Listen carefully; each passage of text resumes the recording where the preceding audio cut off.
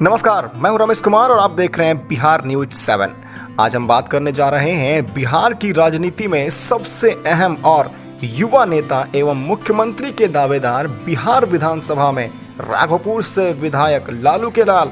जी हां, हम बात करने जा रहे हैं राष्ट्रीय जनता दल के अध्यक्ष लालू यादव के छोटे पुत्र तेजस्वी यादव की। 8 नवंबर 1989 को पटना में जन्मे तेजस्वी यादव लालू प्रसाद यादव की 9 संतानों में से सबसे छोटे हैं। दिल्ली पब्लिक स्कूल मथुरा में उनका पढ़ना बाकी बच्चों से अलग करता था, लेकिन शिक्षा की बात करें तो यहाँ वो काफ़ी पीछे रह जाते हैं, क्योंकि उनकी पढ़ाई लिखाई सिर्फ 9वीं कक्षा तक जाकर ही रुक गई। पढ़े लिखे नहीं होने के कारण इन्हें सोशल मीडिया पर भी काफ़ी ट्रोल होना पड़ता है, क्योंकि जब भी ये पढ़े लिखे युवाओं को रोजगार देने की बात करते हैं तब इनका सोशल मीडिया पर काफ़ी मजाक बनाया जाता है। तेजस्वी ने लालू प्रसाद की भारतीय राजनीति में धमक वाले कालखंड में क्रिकेट को अपना करियर बनाया और लगता भी था कि शायद ये क्रिकेट में कुछ कर पाएंगे, और इसमें उन्हें उनके परिवार का सहयोग भी काफ़ी मिल रहा था। तेजस्वी जब 20 साल के थे, यानी 2009 की बात है, जब उन्होंने अपने क्रिकेट करियर की शुरुआत की। इसी साल तेजस्वी झारखंड प्रथम श्रेणी क्रिकेट टीम में शामिल किए गए। वो हरफन मौला की हैसियत से खेलने लगे और उन्होंने क्रिकेट की तरह अपना लुक भी बना लिया। तेजस्वी ने क्रिकेट खेलना तो शुरू किया, लेकिन सही तौर पर प्रदर्शन नहीं कर पाए। उन्होंने रणजी के साथ साथ आईपीएल का भी रुख किया और वो आईपीएल के कई सीजन्स में दिल्ली डेयरडेविल्स का हिस्सा रहे, लेकिन उन्हें एक भी मैच खेलने का मौका नहीं मिल सका। तेजस्वी का क्रिकेटर बनने का सपना इसलिए पूरा नहीं हो सका क्योंकि वो न तो गेंद से और न ही बल्ले से कुछ कर पाए। अपने छोटे से क्रिकेटिंग करियर में तेजस्वी ने मात्र 1 प्रथम श्रेणी मैच, 2 ए श्रेणी की क्रिकेट और 4 T20 मैच खेले। उनकी कामयाबी का अंदाजा आप इसी बात से लगा सकते हैं कि उनका बल्लेबाजी में उच्चतम स्कोर 19 रहा, वहीं गेंदबाजी में उन्होंने 10 ओवर में महज 1 विकेट लिए। तेजस्वी टीम में एक ऑलराउंडर थे जो बल्लेबाजी के साथ साथ स्पिन गेंदबाजी भी करते थे, लेकिन क्रिकेट में कुछ भी नहीं कर पाए, जिसके बाद पिता के बने बनाए पार्टी में ही अपना करियर को बनाना सही समझा।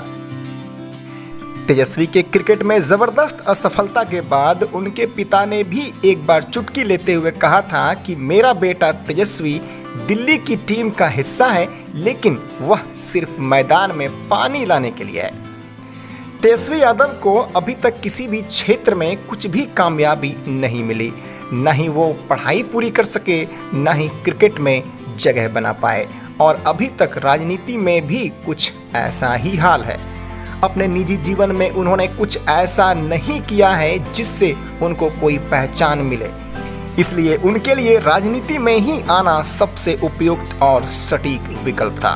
लेकिन अभी तक राजनीति में भी उन्हें सफलता मिलती दिखाई नहीं दे रही है और इस वक्त वो एक कमजोर विपक्ष की भूमिका निभा रहे हैं, जिसका खमियाजा बिहार की जनता को उठाना पड़ रहा है, क्योंकि किसी भी राज्य सरकार या केंद्र सरकार की सही या गलत कार्यों की पहचान करना आवश्यक होता है और इसके लिए एक मजबूत विपक्ष का होना आवश्यक है, लेकिन अभी तक कुछ ऐसा नजर नहीं आया है। इनका राजनीति सफर यूं तो 2010 में ही शुरू हुआ, लेकिन अब वो अपनी पार्टी के लिए भविष्य का चेहरा बन चुके हैं। राजद फिलहाल तेजस्वी की अगुवाई में ही 2020 का विधानसभा चुनाव लड़ेगी। उनके पिता लालू यादव ने उन्हें 2010 में ही अपने साथ साथ रैलियों में शामिल करना शुरू कर दिया था और उसी समय से वो लोगों को उनका परिचय दिया करते थे। लेकिन 2015 के चुनाव में तेजस्वी अपनी पार्टी की रीढ़ बन गए।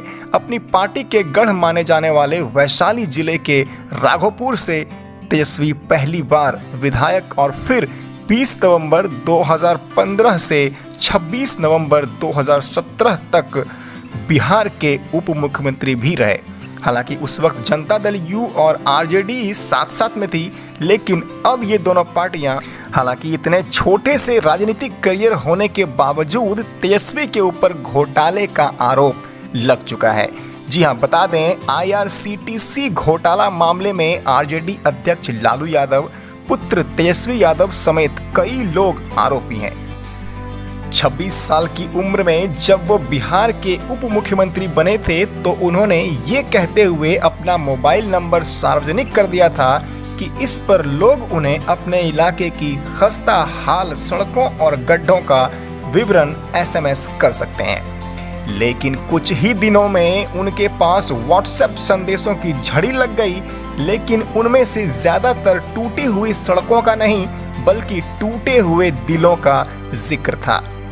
पता नहीं कितनी युवतियों ने इस युवा को शादी का प्रस्ताव भेजा। वो उस समय और शायद इस समय भी बिहार के सबसे एलिजिबल बैचलर हैं।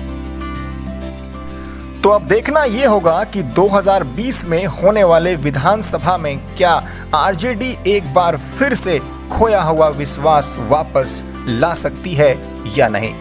फिलहाल के लिए बस इतना ही। देश और दुनिया की बाकी खबरों के लिए आप देखते रहिए बिहार न्यूज़ 7।